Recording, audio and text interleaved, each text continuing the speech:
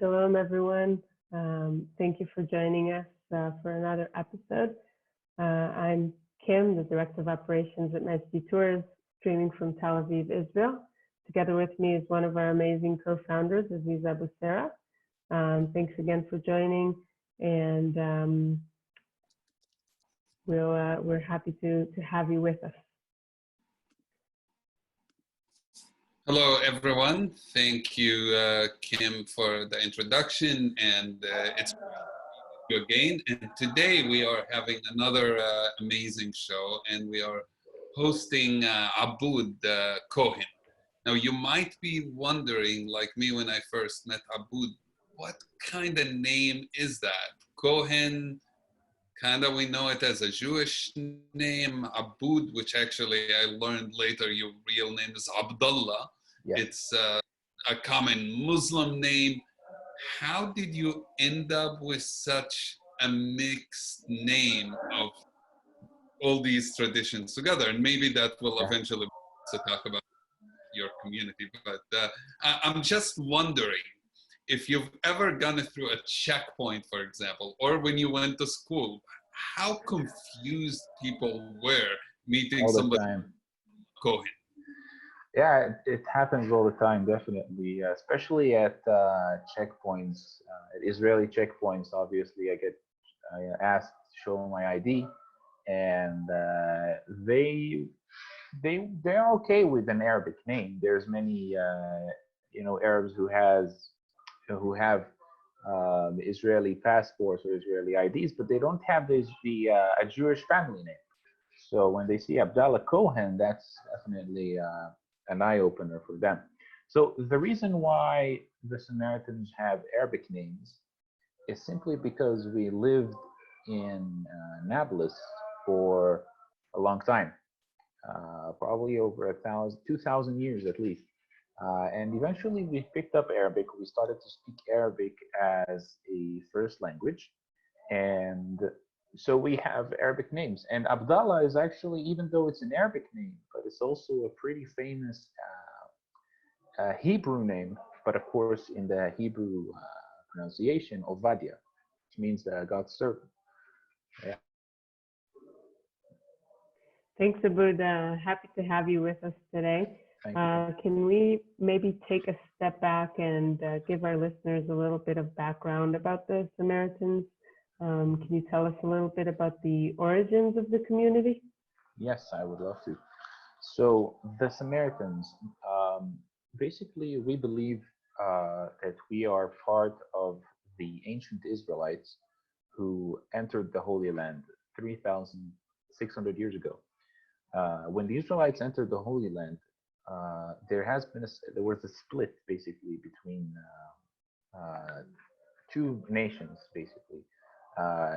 Eventually it became to be the northern tribes and the southern tribes, also known as the Kingdom of Israel in the north, the Kingdom of Judah in the south. And the Kingdom of the north, the Kingdom of Israel, was also named the Kingdom of Shomron or Samaria. And that's where the Samaritans really lived in. I'm not going into details of why the split happened. It's mainly because of first of all, there's different versions of the Torah. There's some stories that escalated for the split to happen, but the Samaritans and the Jewish people after the split were at that point pretty much sometimes enemies, and sometimes they worked against their enemies. In a sense, there were different nations that came to control the Holy Land. So the Samaritans suffered a lot against many nations, especially the Byzantines. And before 3,000 years ago, the number of the Samaritans was believed to be over 1,200,000. So basically, when the massacre started to happen, and also when the exile happened to the Jewish people, the Samaritans actually remained in the Holy Land. So there's different stories that happen between the north and the south.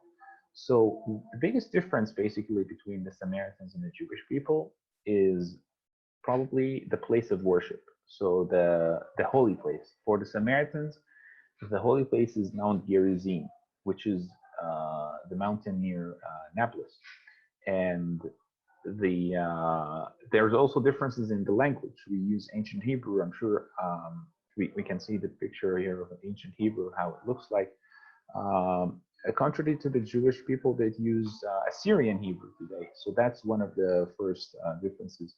The picture on the left we see here is the mezuzah, a Samaritan mezuzah. This is what the Samaritans put on the entry of the house and also inside their homes, basically. How big is this? This one is not that big. I would say maybe like 70 meters long, tall, something like that. There's bigger. There's basically the difference between the Samaritan and Jewish mezuzah is the Jewish mezuzah is like a paper that you put inside like wooden box, right? So this is just carved on stone. Meters long in every house? 70 centimeters, yes. There's different, really. It's differs, but mostly pretty much big. It's pretty big, yeah. So this one, you can also see it's like a shape of a menorah. So you can see the menorah is one of our holy symbols because it was used to light up the tabernacle, the Mishkan. So the Samaritans mainly believe in five principles. The faith is basically, there's 5 pillars of the faith. The first one is the belief in the God of Abraham, Isaac, and Jacob, and Moses in the Torah. The second one is the belief in the Torah, the 5 books of Moses. And then the prophet of Moses. Moses is like the main prophet for the Samaritans. And then we also have the belief in Mount Gerizim, and fifth come the Judgment Day and the day of, basically the day where I can call it like an Enlightenment Day, something like that in a sense. So it is definitely close to the Jewish faith. The main difference though is not only the place of worship, but we don't have the books of the prophets and the writings. We don't really, neglect them. We consider them an important part of the history, but when it comes to the commandments, we follow the 5 books of Moses.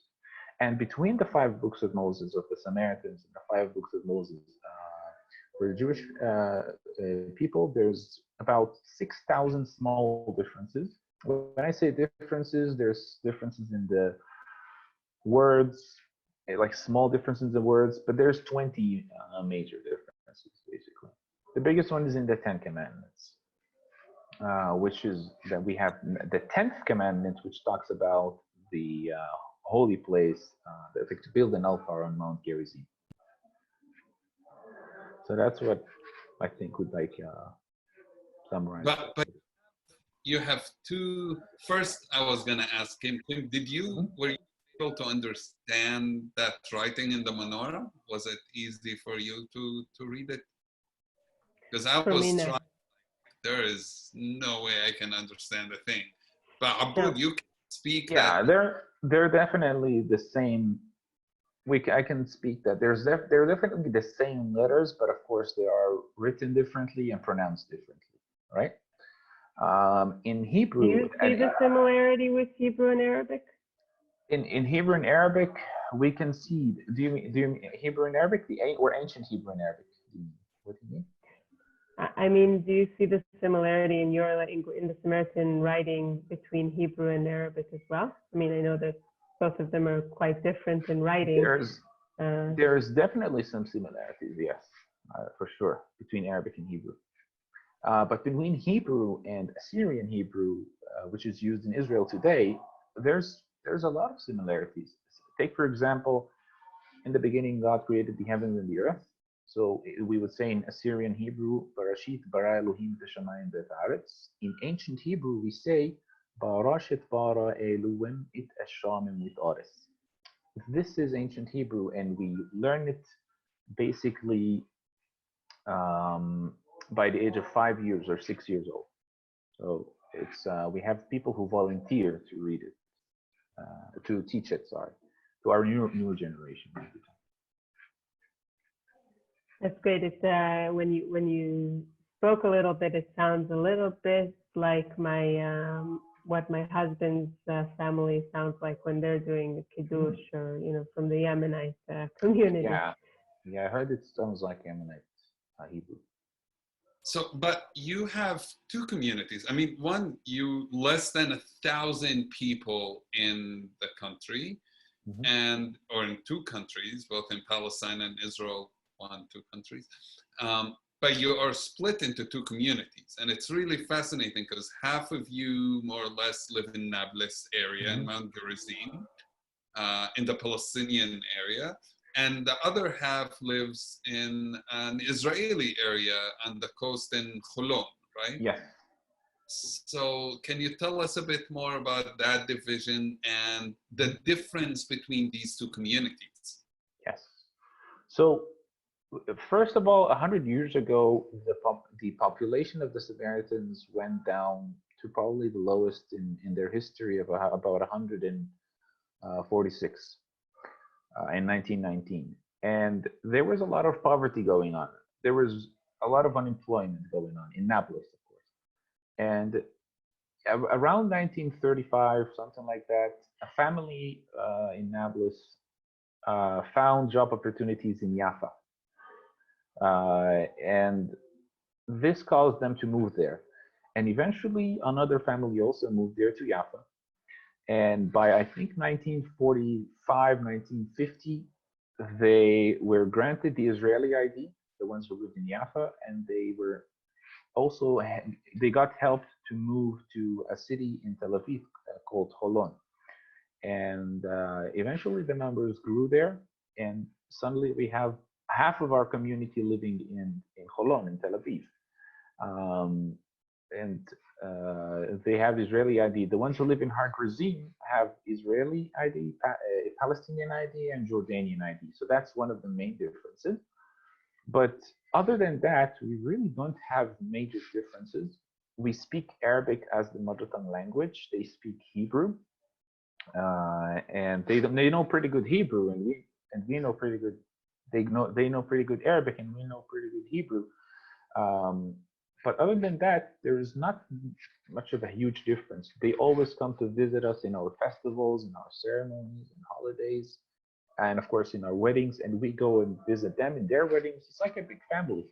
We know everyone here, and this is why our weddings are really big. And this year, unfortunately, we had like 9 weddings, and already we have like 4 or 5 postponed later. So we're always in contact together.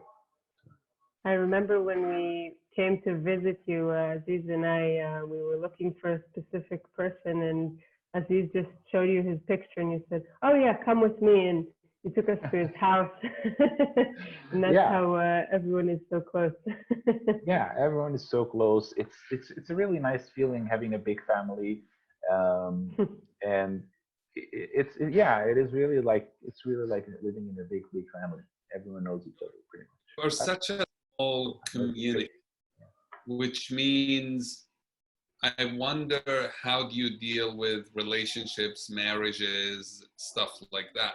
Because assumption, you want to marry within the community so you can grow the community. But when you only 1,000 people, that's probably hard, and it comes with a lot of challenges, including genetic issues and what that means. So is it easy to convert? Is that happening where people convert, Jews convert to become Samaritans or like that? Can you somebody from outside the community? How do you deal with that? Well, it's really started to get harder when we used to be 150, 170. I think the ratio of men to women was about 3 men to each woman. So obviously there were some men who cannot marry unless outside the community.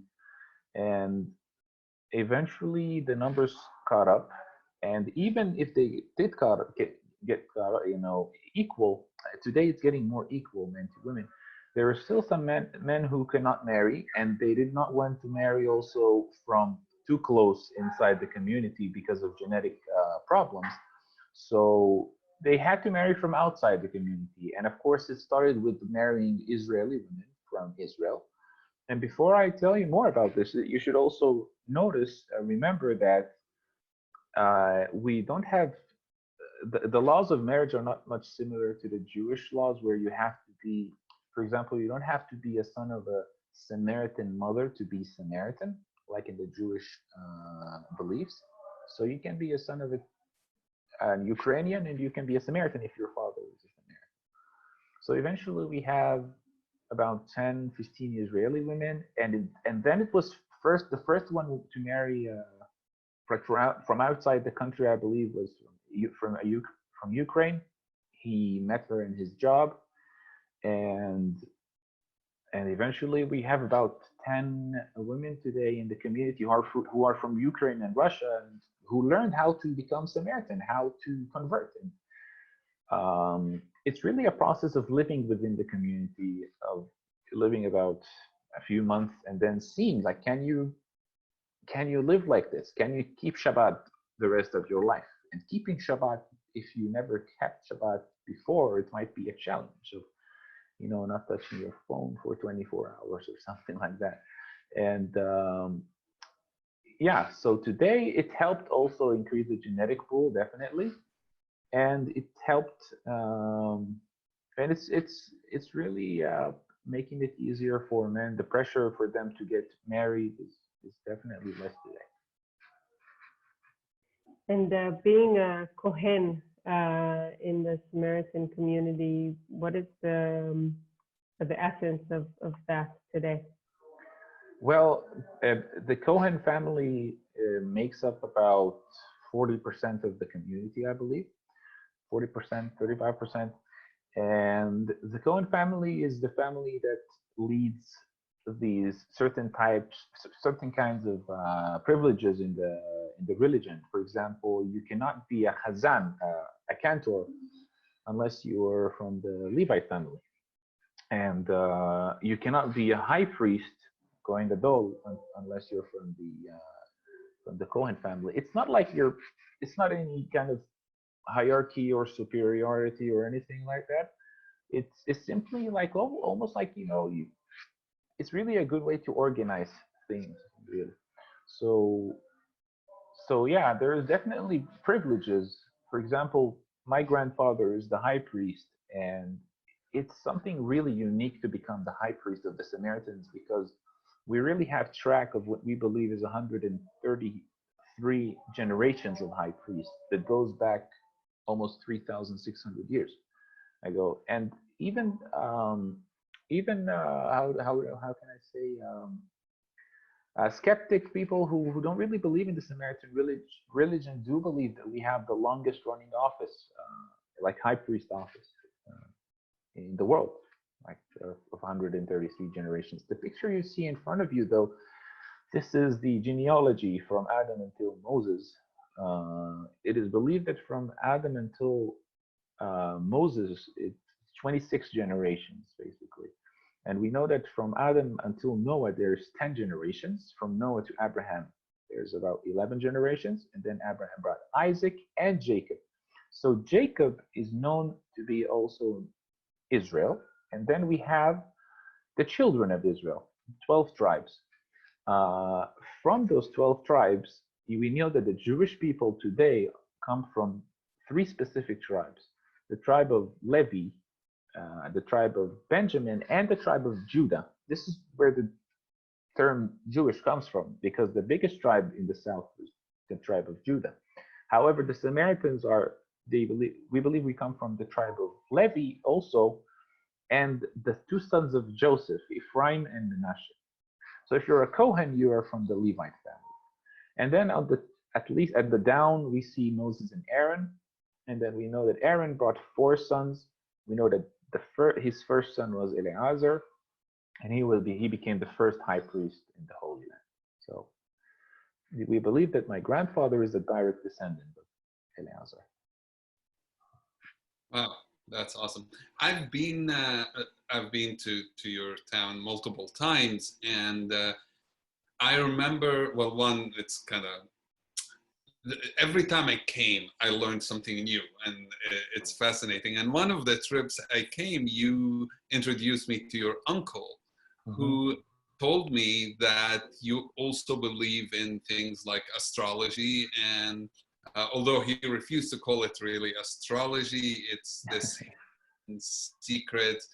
But one of my favorite things was the idea of solving problems where you clean yourself, purify yourself, and then after that you go and sit with your uncle, and then he would give you the holy book, the 5 books of Moses, and then you close your eyes, I think, and you open a part of it, and then you blindly choose a spot, and then he will use that verse to tell you how to solve the problem you came to ask consult for. Can you tell us a little bit about this mystical stuff?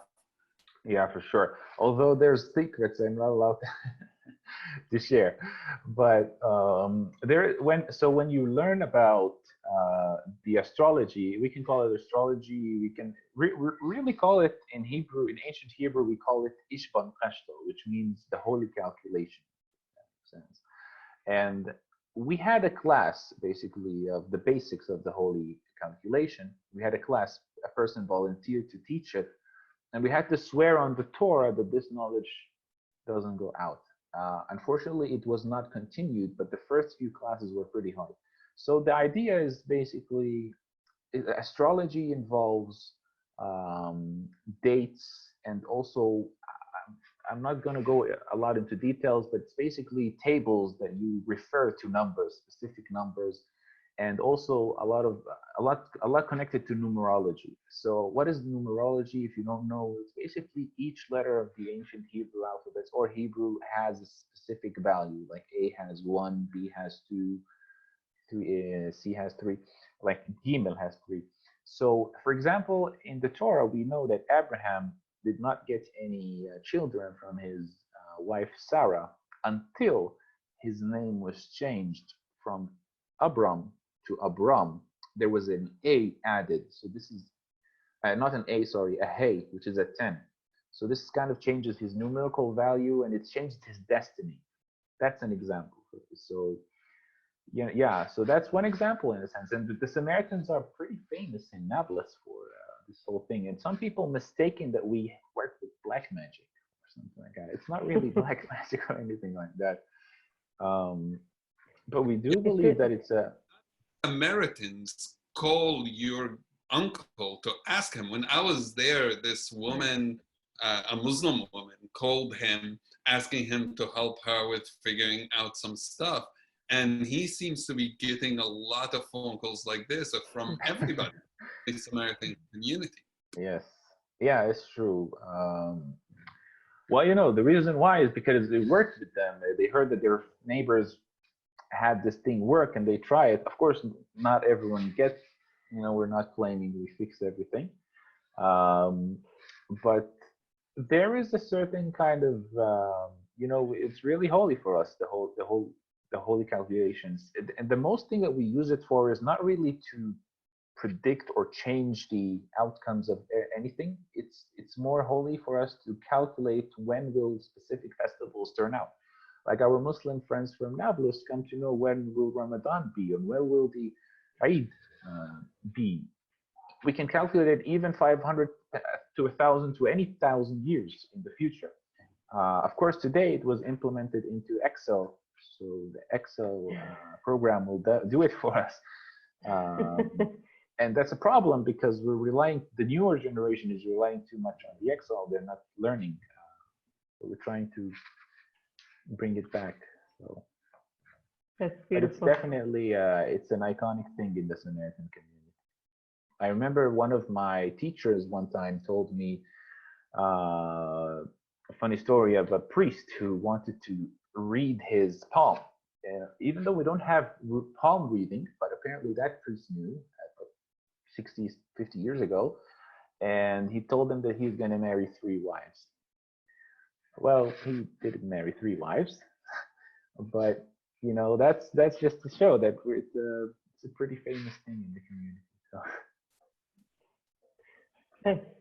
I wanted to ask you, you keep saying a bit about Nablus and a little bit about Museum, and I remember getting there with the car and getting to the roundabout and understanding that, okay, if we continue straight, it's a checkpoint and we're getting into Nablus, and then we're taking left to go up to the mountain and we see an Israeli settlement. And I'm trying to understand your identity. I mean, I know probably number one is Samaritan, but do you feel that kind of push and pull throughout the years? We do feel kind of like we're in a kind of a, I don't know what we can call it, a storm or something like that. But at the same time, we do like to believe that we are a bridge of peace between the Palestinians and the Israelis. And it really makes sense because, well, there's not many people in the world who have both Palestinian and Israeli ID and live with both nations all the time.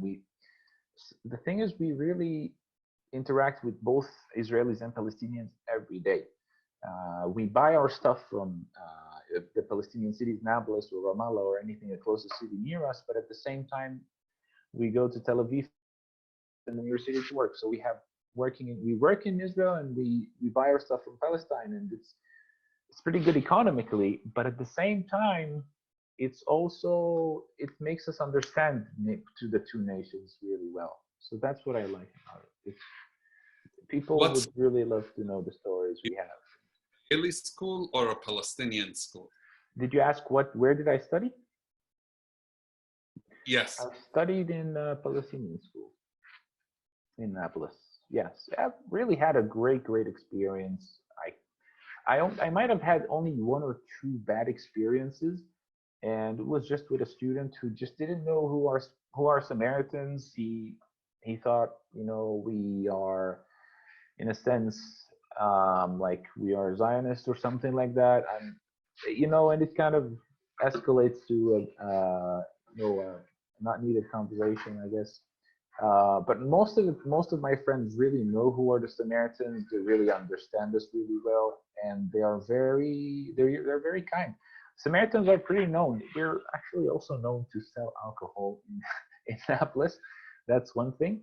But at the same time, we're known to be, the Samaritans are believed in Nablus to be a part of the ancient Israelites, real Israelites. So they respect us really well. And they call us in Arabic, Ahl al-Kitab, which means the people of the book.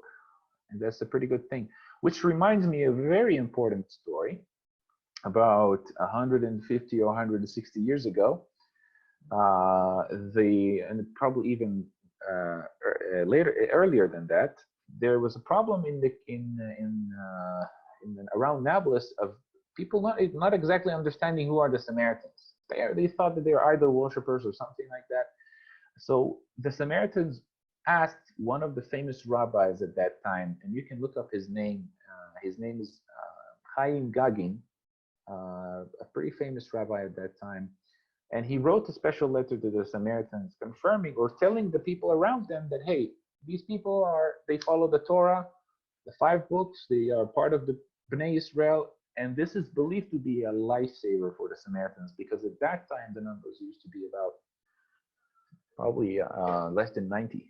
So this is a letter. You can check how it was written by a famous the Prime Minister of Israel called Yitzhak Ben-Zvi also mentioned this one in his book about the Samaritans. You can check it out.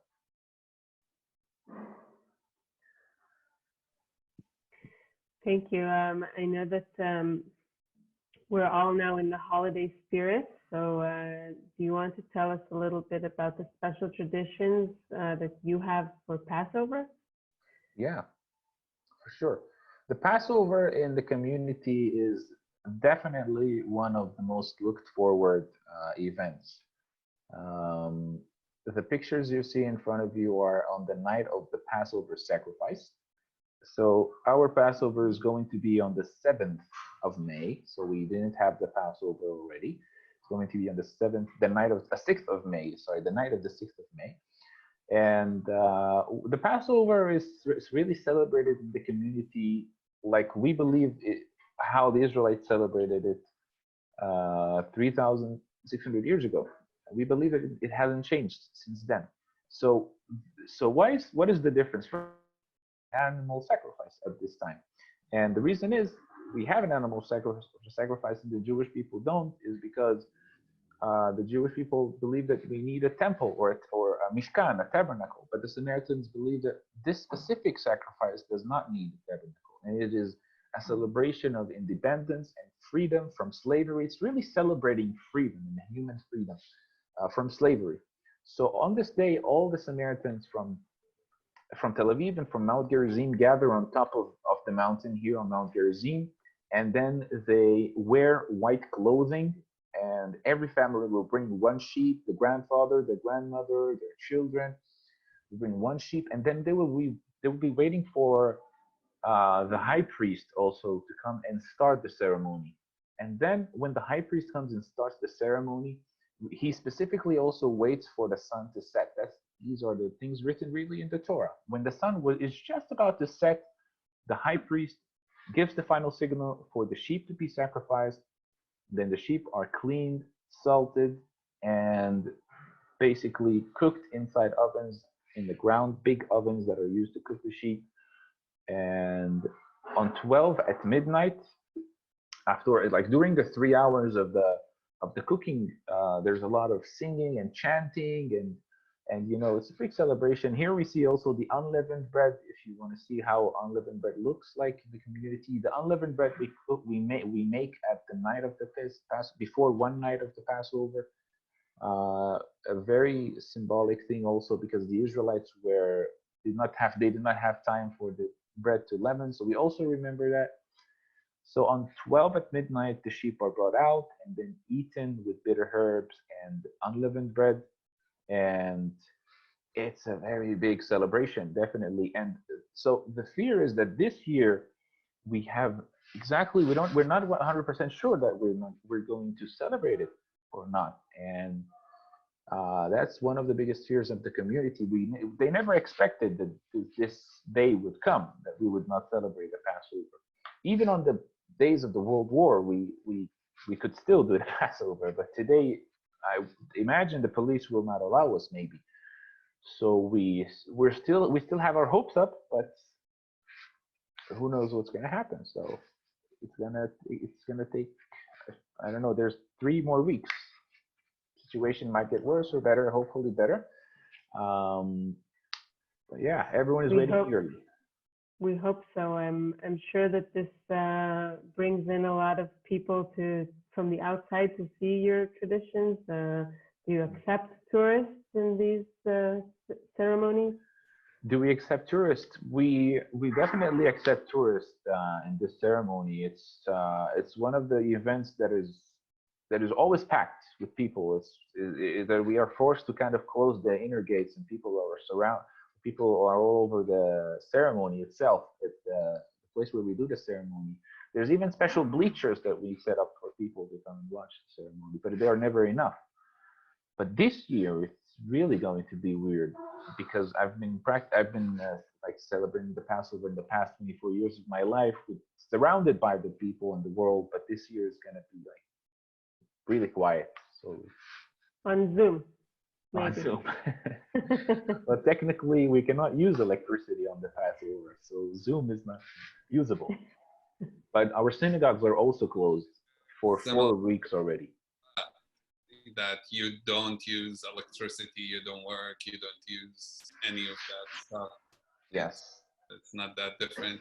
And I just have to say that I think it is the Samaritan community or tradition, history is one of those areas that tourists usually don't go to.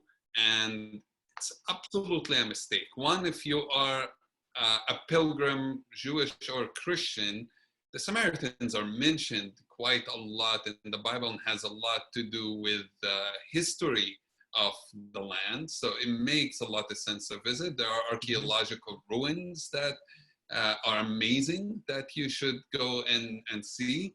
A beautiful overview of the land from there. And There's a museum. There are guides like yourself. Abood is a tour guide who takes people around and show them the area.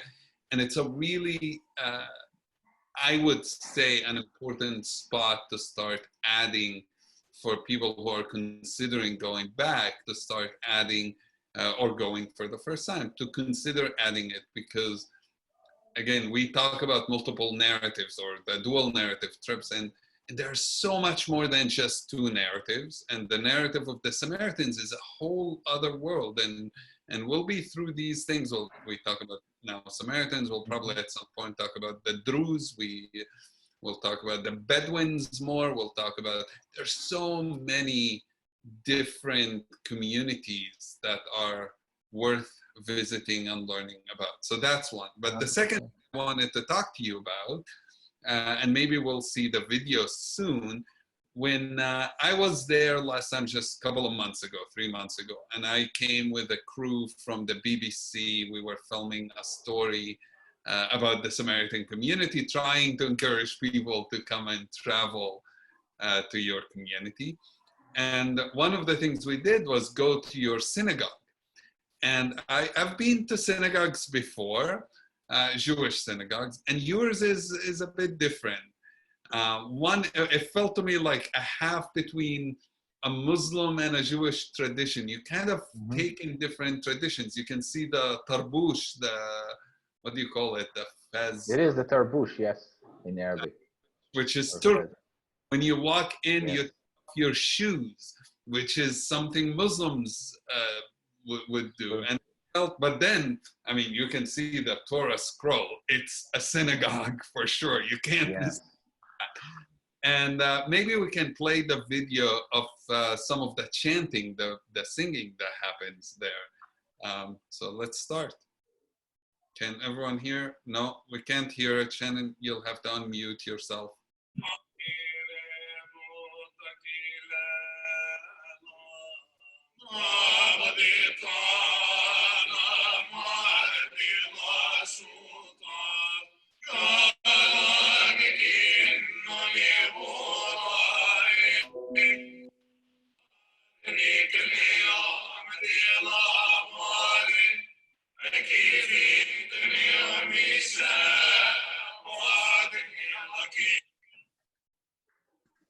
Can you tell a bit about what was happening here? What happens in your synagogue on Saturday?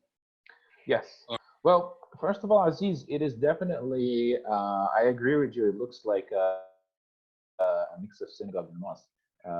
First of all, the reason why we remove our shoes when we enter the synagogue is because of, like, the story of Moses when he first saw the tree. God told him, remove your shoes because you're in a holy place. And we also pray kind of similar to the Muslims in a way, because we bow down on the ground. And the synagogue is really only open for us on Saturdays and Friday nights. So people pray at home every day, 5 to 10 minutes in the morning and 10 minutes in the evening. But on Shabbat, we pray pretty much for like 7 hours, but it's scattered around. So there's 1 hour at the entry of Shabbat. There's 3 hours from 3 a.m. in the morning to 6 a.m. in the morning. And then the family goes back home. Everyone reads their own portion of the Torah. Then we have a beautiful Samaritan like food breakfast, a lot of tahini. Just had a lot of tahini food, really good, with some Samaritan arak. Yeah, some people think we're crazy. We drink arak in the 7 a.m. in the morning, but actually we have like 5 hours of sleep after that, so it's not totally bad. And then we have, you know, it's a day where it's almost like Thanksgiving every Saturday. So it's the prayers you saw in the video though is one of the songs we do sing at the entry of every Shabbat. Yes. And the Samaritans have about 1,000 melodies which are applied to over 15,000 poems that we've kept from our ancestors. And each melody has its own unique symphony, if that's the right word, that we learn and passed down to each generation. And today they're uploaded on the internet, so it's even easier to learn. And it's a big part, or a huge part of our ceremony, our culture.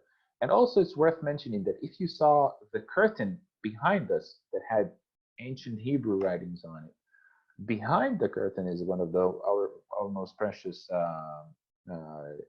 physical items, which is the Abisha scroll, which is a really old scroll that was, we believe, was written by the third high priest in the Holy Land. His name was Abisha, the son of Pinchas, the son of Eleazar, who is the first high priest. So this curtain is kept in a big safe in the synagogue, and we only bring it out 3 times each year for the people to be seen, to show it. And we believe it's over 3,000 years old. It's written on a deer skin, basically.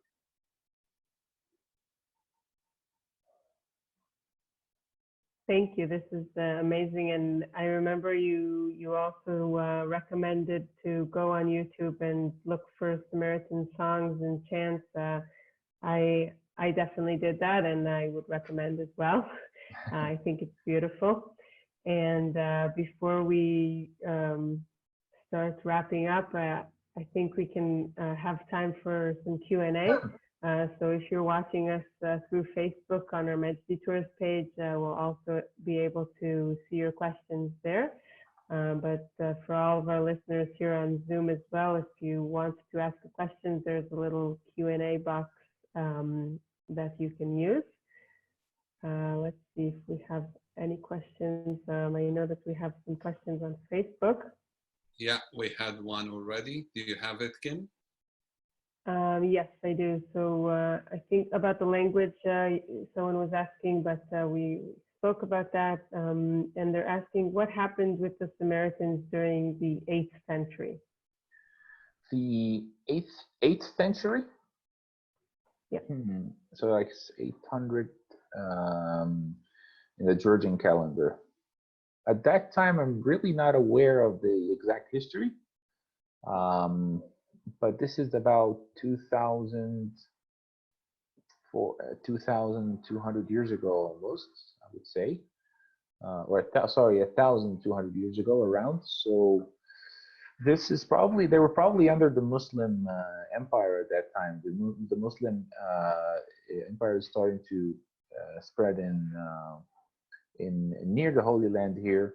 It's worth mentioning that we were treated pretty good by the Muslims, especially after the Prophet Muhammad gave us a letter, basically for our, like, basically to show to let the Muslims understand that we are not a threat to them, and we are also the people of the book. But exactly 800 years, I'm not exactly aware of the history. I'm still learning. So another question is, are there Samaritans outside Israel and Palestine? And are they exactly the same, or there's any differences between you and them? So it's pretty much worth mentioning before I completely answer the question that most people heard about this word Samaritan obviously from the Good Samaritan story, but they have no idea that it's a community because they never heard that about us, and we're really a few that practice this religion. But are there any Samaritans around the world?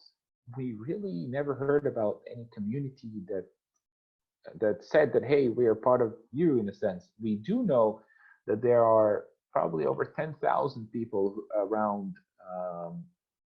We know that there's in Brazil. I've heard that there's also, I was in New York, I heard that there's 30 people who converted to Samaritanism in New York. So we're hearing those people who found out, who might have been Jewish, but found out about Jewish or Christian or anything, and then found out about the Samaritans on the internet.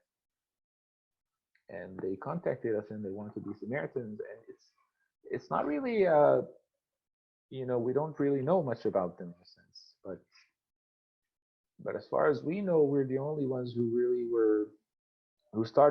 who kept this line going. And then other people around the world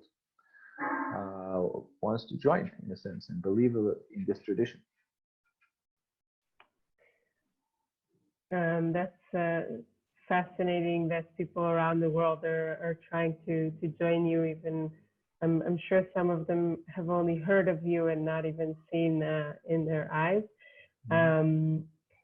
We have another question. Barry is asking if on Mount Gerizim there is a temple or a place of worship, or is the synagogue that we saw before that main place?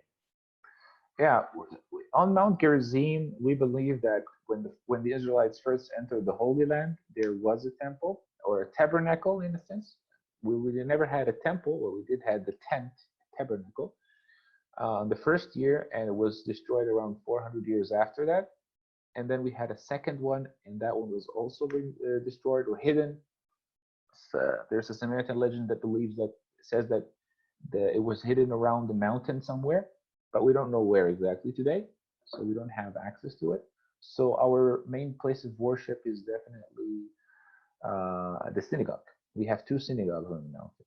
And about ancient Hebrew, I wouldn't say exactly it's similar to Aramaic. It might be in the same tree of Aramaic, but ancient Hebrew is it's also known as Paleo-Hebrew, which is ancient Hebrew in Greek, but it's a developed Hebrew, a developed version of the oldest Hebrew also.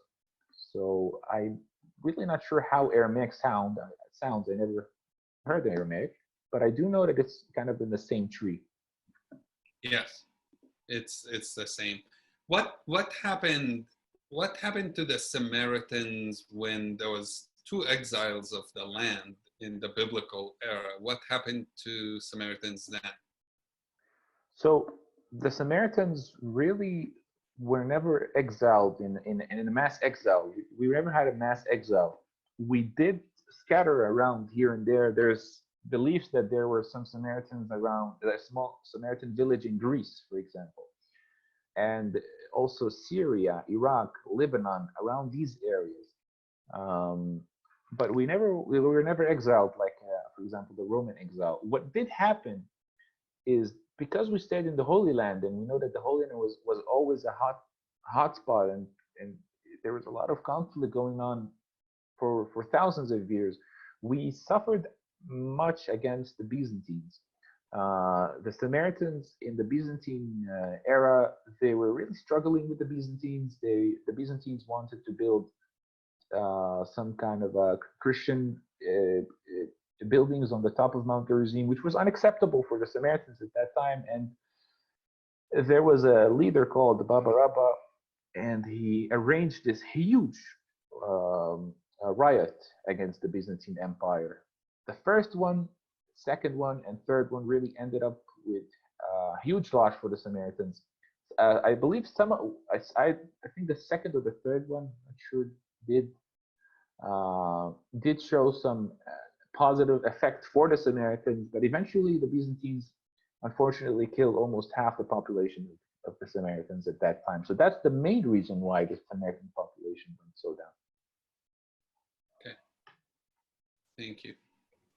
Well, I think we have come to wrap up. Thank you so much. Abood was incredible, and I think very informative, and hopefully has encouraged people after the coronavirus is over, when they visit Israel and Palestine, that this is a spot that they understand is important, and obviously 100%.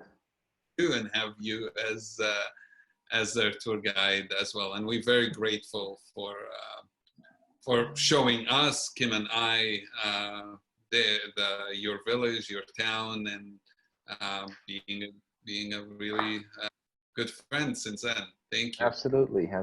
It's definitely a pleasure to be able to speak about the Samaritans again. Wow, I haven't done this in about a month. So thank you for helping me talk about it again. And I will definitely be happy to meet everyone on the mountain, and host you for some good tahini dishes. It would definitely love them. So yeah. We can vouch for the tahini. It's fantastic. Thanks again for being with us. Just before we finish, we want to announce the winner of our photo contest, Valerie. thanks for sending over this amazing portrait. This guy looks so happy, and it just caught our eye, the colors and his smile. Thank you for sharing that. We also have runner-ups. This guy from Israel making falafel, and the shaman from Machu Picchu, both very beautiful. Thank you everyone for participating, and for next week we are asking to send pictures of food. You forgot to say what did they get for winning. Go ahead. Well, yeah, of course. I thought we talked about that in the beginning of the contest, but you're right. You get Aziz's new book. We need to add a picture of your book. Do you have one in like this? Do you have a book that you can share with us? So yes, to send the book for the winner. And next week competition, you also, if you win, you will get a book. So you have a week to send us an awesome photo of a dish. And this photo was taken by who, Kim? By me. By you. I even remember when it was taken. I think it was like one of our first weeks working together. Yeah, I came to Israel to visit for the first time to meet you and the team, and we went. I think this was at Legacy Hotel. We were sitting on the rooftop restaurant, and I told you, "Oh, what's this dish? It looks really interesting." And you said, "Yeah, it sounds nice." And then it got there, and it was just amazing. I mean, look at it. Is that kebab? No, Kube. Yeah, exactly. Kube in Lebanese sauce. Yeah. So it's very interesting, and I loved it, and the picture just came out the best. So send us some food pictures from around the world, and of course add a small caption telling us what we're looking at. And again, send it to the info@mejidtours.com by Saturday at 5 p.m. Yeah, and again, on Thursday, we will have another show, and we are going to be traveling to Colombia together. I've been to Colombia quite a few times, and it's an awesome place. It sounds far away, but it's not. It actually takes me from Washington, D.C. as much time to get to Colombia, to Bogota, as it does to go to Los Angeles. So it's not the end of the world as some people think, oh, for Colombia. We'll be talking about food, we'll be talking about adventure, we'll be talking about some of the conflict and peace processes that's happening there. And now it's time to just say thank you everyone who joined us. Thank you for the staff again. And please, if you feel inclined to, you can still donate to our page, which supporting our community, our tour guides, our drivers, our anybody who has worked with us. We appreciate all the support we've been getting so far, and looking forward to seeing you again 1 p.m. on Thursday, ET, Eastern Time. Bye-bye. Bye.